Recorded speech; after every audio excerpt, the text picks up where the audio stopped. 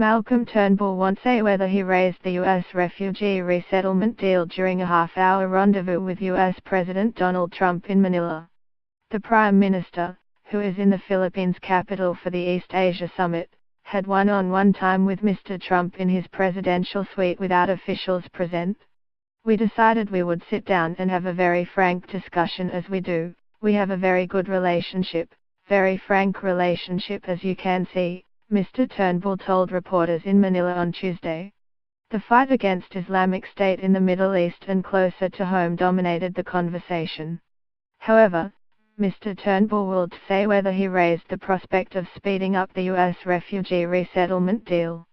A standoff at the mothballed Manus Island detention center continues with hundreds of barricaded refugees and asylum seekers refusing to leave. The agreement was a flashpoint between the two leaders during their notoriously heated January phone call. Mr. Trump reluctantly agreed to honor the deal, struck by the Obama administration, to resettle up to 1,250 refugees. Only 54 have gone to America so far. The U.S. resettlement program is progressing, so that is all happening, Mr. Turnbull said. He recently rejected a New Zealand offer to accept 150 people and urged the refugees to comply with Papua New Guinea's laws by leaving the naval base compound and moving to alternative accommodation. Mr. Turnbull also met Indian Prime Minister Narendra Modi on Tuesday and they spoke about reviving a four-nation security forum, widely regarded as a means of countering growing Chinese influence. Former Prime Minister Kevin Rudd pulled out of the arrangement in 2008 because he was worried about upsetting Beijing. The reality is we have lots of security on our agenda. The world is a pretty small place nowadays and you have to work closely together, Mr. Turnbull said, while playing down criticism from Beijing.